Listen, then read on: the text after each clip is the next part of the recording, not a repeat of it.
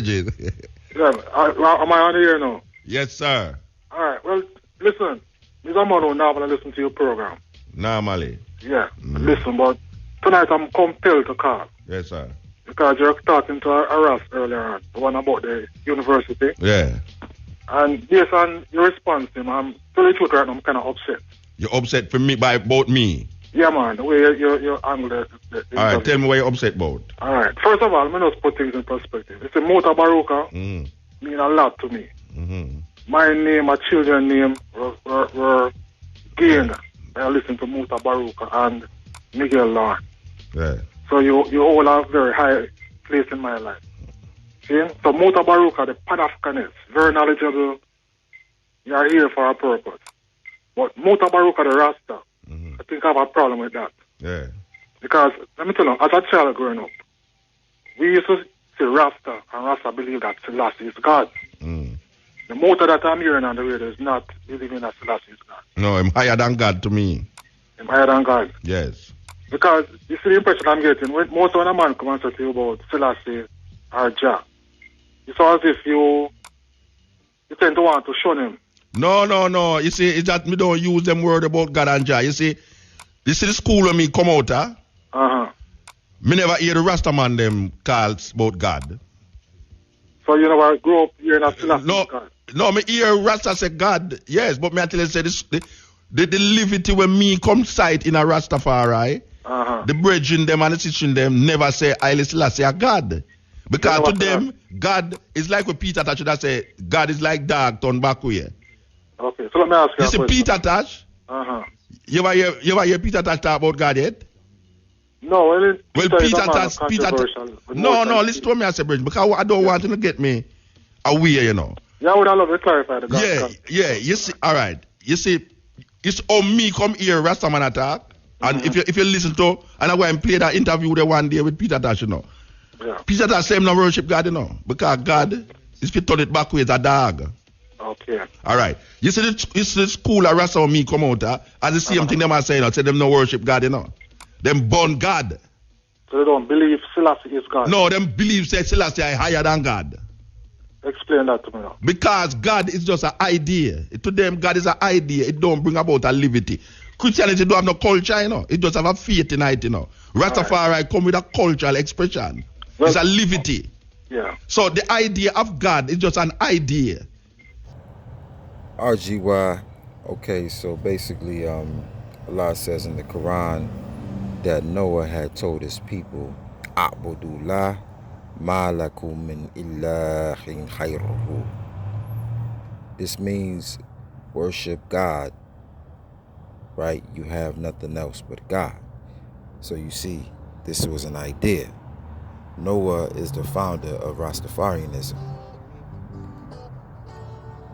It started off as an idea, right? A concept, philosophy. In Islam, we call this Hanifa, right? Because no one remembered the idea better than Abraham. And this is the reason why Allah put the covenant in his children. But when we look at the Quran, Allah talks about how Noah went to his people with those simple words, A'budullah ma lakum min ilahin khayruhu. To worship God, that there's no other God except God, right? There's just God. So it did start off as an idea. There was no liberty, there was no eating, there was no dietary law, there was no spiritual practices, there was just an idea. So this man, Muta Baruka, is definitely right on point when it comes to the teachings of Rastafari, but the origins of Rastafari started with Noah. When a man say Haile Selassie, it's not just saying Haile Selassie, you know, it's living a certain way that is unique to Rastafari. So when I say Haile Selassie is high, I now refer to no God. To the normal listener, no, it might sound like say Muta Baruka no Rasta, because I'm not say Haile Selassie is God, based upon how him perceive God. Okay. But RGY Allah says, Ya Bani Adam, Ima ya'tiyakum rasulun minkum yukusu alaykum ayat. right? O children of Adam, if there comes to you a messenger from you, narrating to you my signs. So this is the God, right? The idea now being manifested through the messenger. So when Mutabaruka is saying that he has now elevated past the idea and sees Haile Selassie as higher than God, what he really means is that Haile Selassie to him is a messenger, the embodiment of the idea of God.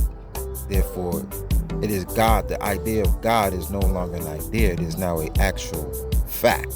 It is actual a being that exists that can possess humans.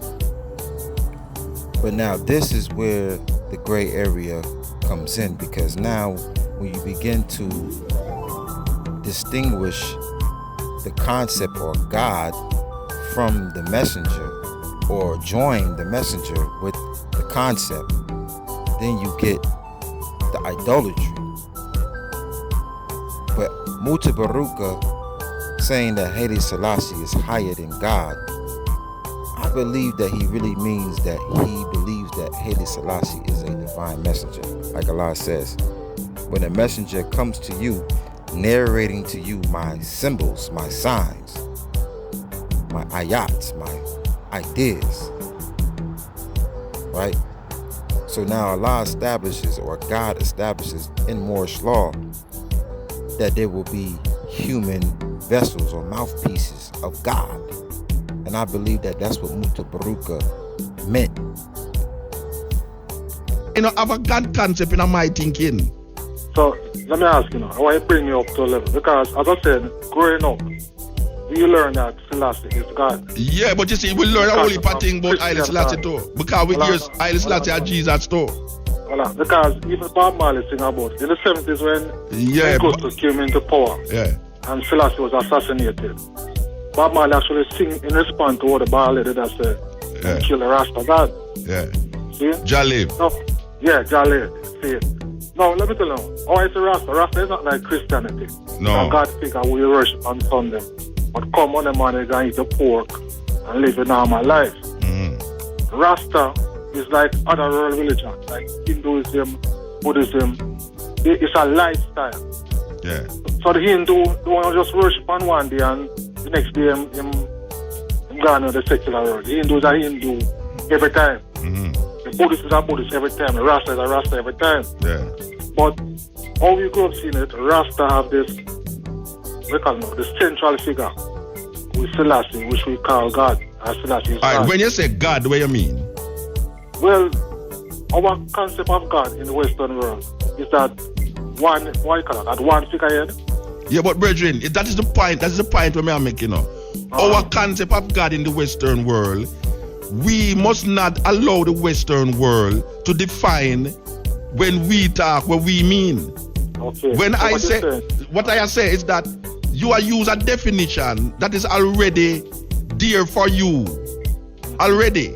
When you say God, all right, you see if I tell a man, say, Haile Selassie is God, you know, he have a preconceived idea about God in a free mind already. Christian type of God. Yeah, so I cannot tell him, say Haile Selassie is God, because him in a free mind have a concept of God that don't relate to Haile Selassie. Okay. Yeah, so I have to define Haile Selassie it from my terms, not from the mindset of the Christian terms. Christian. Okay. Yeah, so when I say Haile Selassie is higher than God, what I actually are saying is that I am make Haile Selassie into the real thing, not just a faith. The real God figure. No, not a God figure. World, God is see the idea of God. Yeah. The idea of God is in the man mind, you know. It's a faith in the man mind, you know. Yeah. The Haile Selassie, you know, in a man mind alone, you know. But it's a man where you can identify in a photograph. You can see. You can see. Man that live, walk yeah. So when I make the thing so real that I take you out of now this God thinking. Okay. Which when I go in a bush and I hear the rat. So there you hear it from Mutabaruka's own mouth. He has testified that Haile Selassie is a messenger, saying that the idea is a real thing. It's like Haile Selassie is everything that they imagine God to be. But this is where it begins to go a little bit to the left, because according to the God of the Word, see, the name God is significant because that name is exclusively for the one who revealed it. This is why Allah says, when the messengers come narrating to you my signs. So that means any concept, any idea of what God could be, the name, how to use the name, the rights of the name, the limitations and boundaries that the name has for its usage, will be the duty of the messengers. What Mutabaruka has testified is that he has now perceived and made his own definitions for himself, as if he was the chosen messenger. And I only believe he did this as a rebellion against white supremacy, because the white man has now given us another concept of God, but this concept is only given to the children of Abraham. So him being a descendant of Judah, I can understand why he would say that, but still, the behavior and the action is where the Rastafarians go left. And RGY, we're here to purify the Rastafarian teachings. Some man say, Haile Selassie, high. Where must show you know? He must show I say, you see the sun, the stars, the heat, the air, the water, that you know, a life that you know, and Haile Selassie is life, is I, is not God. Okay. No, the Rasta man, because he must come out a Judeo-Christian mindset, him identify everything based upon him Judeo-Christian mindset. So he must say Haile Selassie is God, because there was no concept, original concept, that him come out of that could identify or validate his idea until him start to trod the trod. Okay. It's when him start to trod the trod now. Him start to develop concepts and ideas around Haile Selassie. Okay. Some man use the Bible to validate it. That him tell you now, say Haile Selassie is the return Messiah, is Jesus Christ. So there you go, RGY. Mutabaruka has now admitted that the Rastafarians were rebelling against white supremacy during the uprise of this intellectual period or time period in Jamaican history. That the idea of God was now going to be redefined by them. But they used the Bible as a means to correct this understanding of God. Use Haile Selassie as the figurehead or the example or role model, and developed a culture and a lifestyle around him. So they basically created their own religion. But now Rastafarianism, to the RGY, according to Islamic Moorish law, Hanafism, Rastafarianism, indeed was a concept, it was an idea. And this idea evolved over the history of time through the children of Abraham by coming through revelation within the messengers, giving us the revelation of this God concept. Right on. The Torah was one of those revelations. The gospel of Jesus was one of those revelations. But because we're talking about the time period of the Rastafarians in Jamaica, they're using the Bible because that's all they had coming off of the slave ship. So there's a lot of mercy for them. They're trying to get free. They're trying to get away from the white man's mindset. And they're trying to create a new concept for their own spiritual purification. If you go to a Christian and tell them, say, no Rasta man, and a pure Rasta there, because them days you never have men and people a go a bingy. The original Rasta. You never have no Rasta a stand up and a read Bible round no tabernacle. The change of Rasta change now, where Rasta try build tabernacle, Rasta put Bible in the center of the congregation, and I do this and I do that. When me start go a bingy, You never have none of them things they are going. All right, is it 12 tribes? Bible wasn't a concept a part of the Rasta No, concept. man, throw Bible in a fire. Okay. No, yes, when you go at 12 tribes, I can tell you, so it's when you go at 12 tribes, it's more Christian, because the 12 tribes, man, don't say I'm a Christian, you know. Okay. Now you bring him a nah till you say I'm a Christian, you know. Now being down to earth Rasta. Him nah say I'm a Christian, you know. The now you bring him a nah say I'm a Christian. Okay. Me know some man will live in a country, Rasta. Brethren, me sorry say, it's when me talk them thing, you know, it sound like me I come up with the thing, you know. No, you're enlightening us right now. When me come up, me not come up with nothing, yes or no, you know. Me just have put the thing into perspective. I tell relativity. Yeah. You're relativity. Yeah. So never really know it. Yeah. So me I say no. If it sound a way to you, it's because you have a God concept in your mind. And anything. That's how we get to the if I don't say Haile Selassie is God, you feel say I fight against Haile Selassie. Yeah. But in that fight, I fight against Haile Selassie. You know. All I do is show you say you cannot make Haile Selassie less or more than who him is. Okay. Therefore, when you say Haile Selassie is God, what you doing is try to put him into a Judeo-Christian mindset. Okay. And Rastafari did not come out of a Judeo-Christian mindset. When Leonard Howell did say Haile Selassie is our savior and is our redeemer, he never talk about a Jesus Christ, you know. Okay. He talk about a black redeemer. We write about a Ethiopia when Marcus Garvey say, where is the black man kingdom, where is the black man king? Okay. And when the followers them come now, who did have the Bible as them guide, them start to use the Bible for validate Haile Selassie. RGY again. So this is basically we're seeing the evolution of Rastafari teachings, because it started off as an idea, a concept.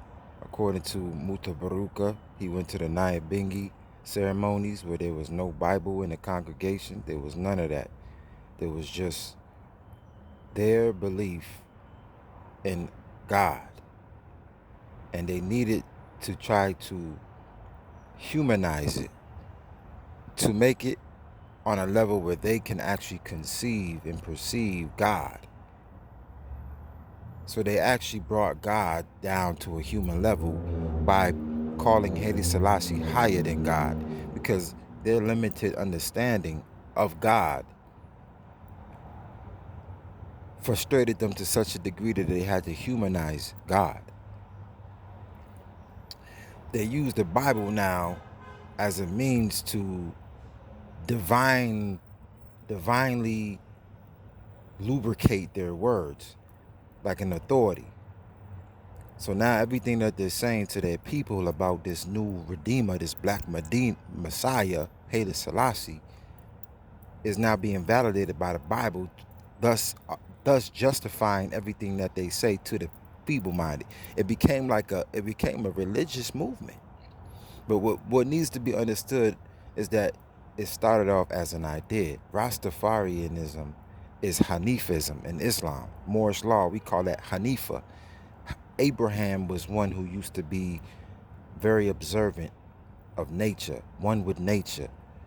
In the Quran, Allah talks about how Abraham called the moon his God, called the sun his God, the stars his God. But eventually, after so much observation, Abraham realized that these things can't be God, because he kept seeing something greater than the sun. Something was greater than the moon. Like every time he thought something was so superior and great that needed to be called God, he saw something that was greater. Then he ultimately realized God is beyond superficial, limited, end-time creational things. And this idea then manifests through people.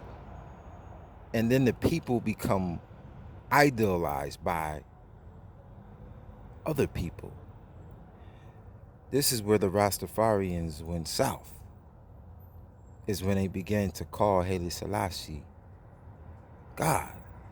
They actually took the same story that's in the Bible about Jesus and applied it to him.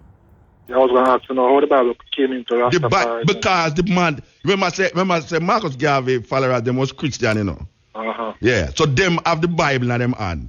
Okay. When this man crowned King of Kings, conquering Land of Judah, you know, the same title them in the Bible, you know. Okay, so them use like the title. Prophetic thing. It look like it's a prophetic. Yeah, it's like the crowning of Haile Selassie justify the Bible passages. Okay. So them use the Bible passages to justify them saying Haile Selassie. Okay. It's when the levity now, the levity, not the reading of the thing.